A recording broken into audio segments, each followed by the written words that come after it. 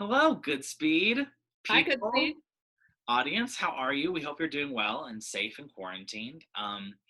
My name is Michael Fling. I'm on the artistic staff with Goodspeed. I'm Anika Chapin. I'm the artistic associate.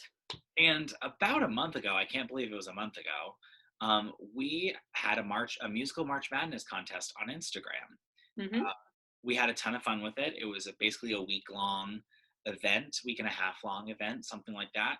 And so many people have been asking us about it. In retrospect, we thought it would be fun to do a little recap video. So here's the general recap of everything that happened in March Madness, which was cuckoo. It was a lot of fun, but it was cuckoo.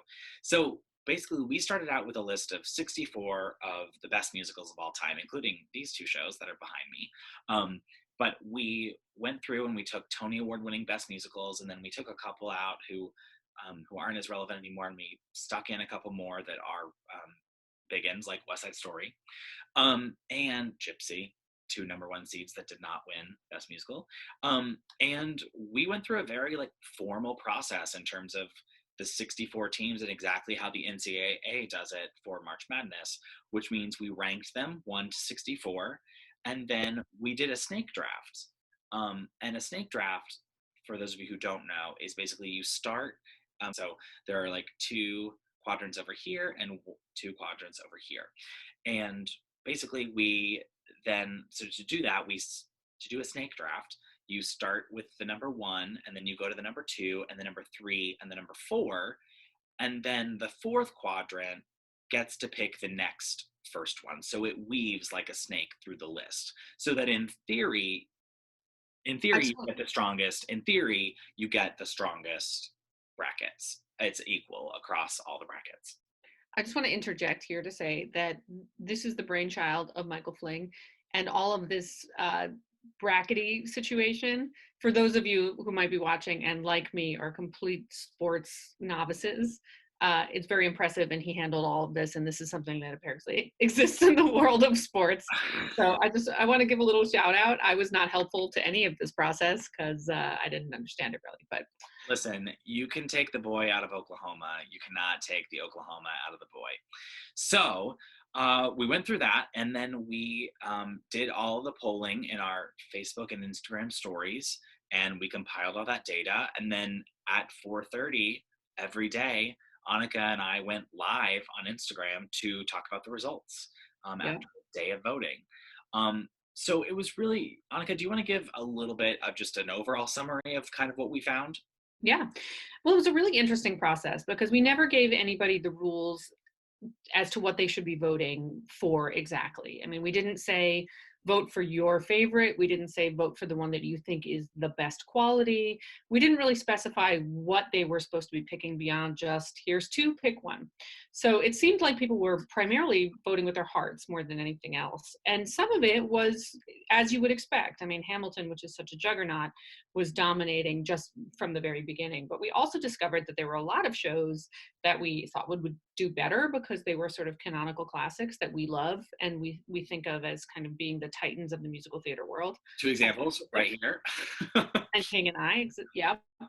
And Oklahoma was another one that ended up sort of falling by the wayside or being trounced by shows that are a little bit less highly ranked when there's a kind of ranking of the greatest musicals of all time. So that was really interesting, and we discovered that there were some favorites that we would not have picked to be real sentimental favorites that just made it all the way to the top, in one case to pretty much the top.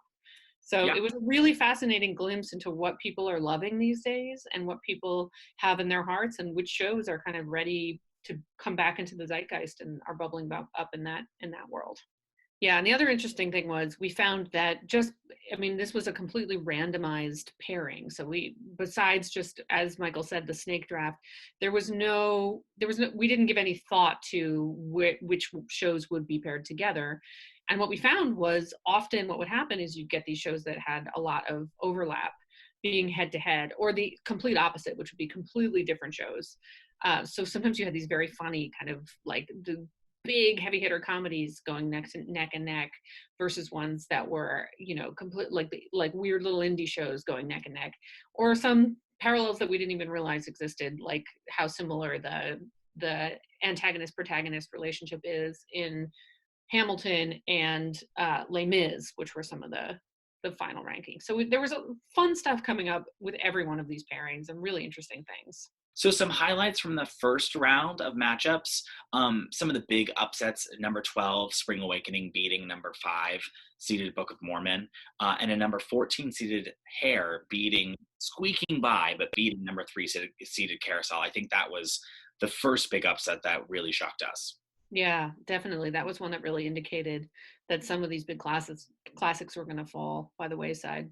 And even a Music Man Sunday in the Park with George matchup, splitting 52-48, which was a really tight race. Music Man made it out, but a lot of those really tight races, even for shows that are really different. Yeah. And then we had the producers versus Avenue Q on a real 50-50 vote. The producer ended up sneaking out of that one alive, but truly by narrow margins. And then Fiddler on the Roof versus Dear Evan Hansen. Fiddler on the Roof squeaking out that victory, which was a huge wake-up call for us. And then I think it's safe to say the biggest upset, the one we were the most surprised about from round one, was Anything Goes beating Annie, which love Annie. It's part of our history here at Goodspeed, and we thought home turf, all these things, like it will do really well, and shockingly, it got upset.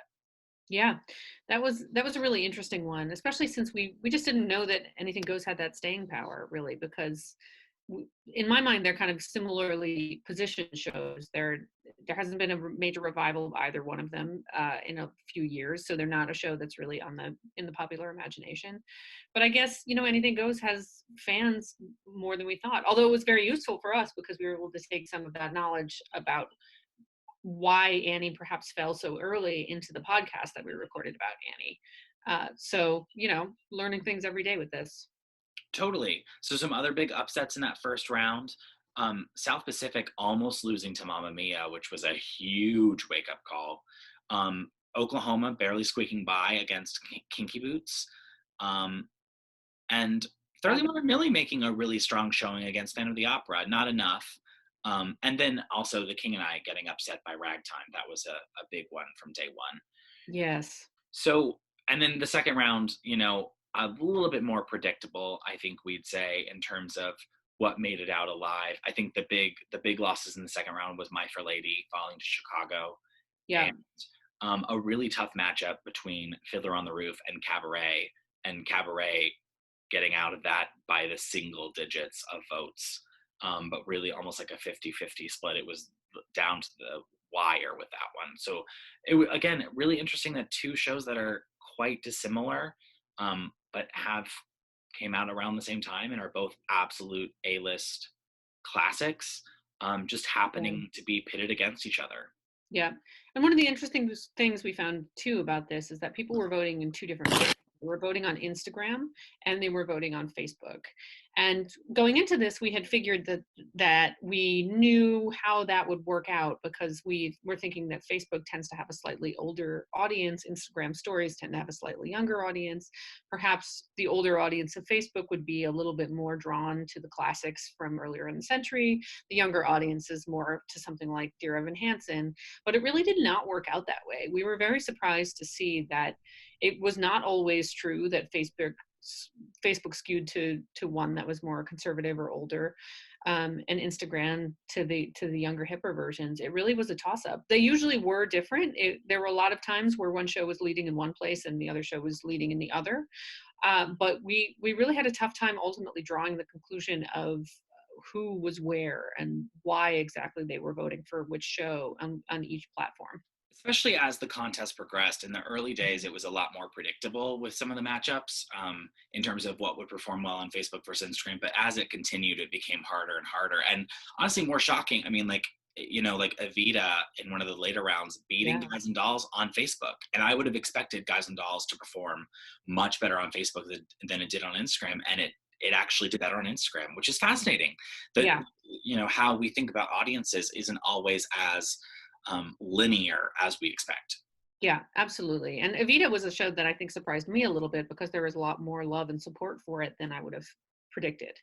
So it was very interesting to see which shows were kind of lodged in people's hearts and popular winning the votes over really other fantastic shows. And it was tough to see the shows that fall, but you know, I mean, and like fair. South Pacific was the first number one seed to fall against Company, a show that has a ton of love and a Yeah. ton of passion behind it. But South Pacific just wasn't able to keep up with that vote. I think probably because a lot of younger theater goers and super informed theater goers know a lot about Company in the Hmm. way that mass audiences don't.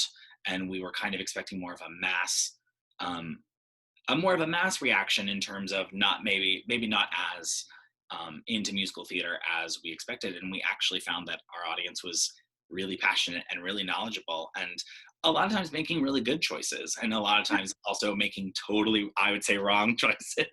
But Yeah. it was interesting to see. Yeah. And it was hard not to be subjective on some of these things. I admit there were one or two where I called my Facebook friends to go and vote because I was like, no, Oklahoma cannot fall this Oklahoma early. almost fell to Lion King, and Yeah. it didn't. It ended up not, but it got really close. And like that was I was not. I mean, I would have expected Lion King. We kind of by that point thought Lion King might beat it, but Oklahoma pulled it out. Who knew? Yeah. Yeah, it was interesting to see also just how many shows, the shows that were movies first and then became shows, were doing very well for a long time, but then most of them actually ended up falling pretty in the earlier rounds. So that was nice. Yeah, and I think the big story that we kept talking about once we got to the Sweet 16 and the Elite Eight and all that stuff was Into the Woods at a number 10 seed. Really, from a critical perspective, not usually lumped into the top category of Sondheim shows, and it made it all the way to the final round against Hamilton. It was the real, pardon the joke, Cinderella story of the bracket. It Yeah. really kept continually, and it's my favorite show. And every day I kept saying on into the public, I was like, I don't think Into the Woods can pull out this victory. I don't think it can. And then it would. It beat Yeah. Chorus Line. Yeah. Um it beat Oklahoma. It beat all of these like top juggernaut shows, Yeah. which was fascinating.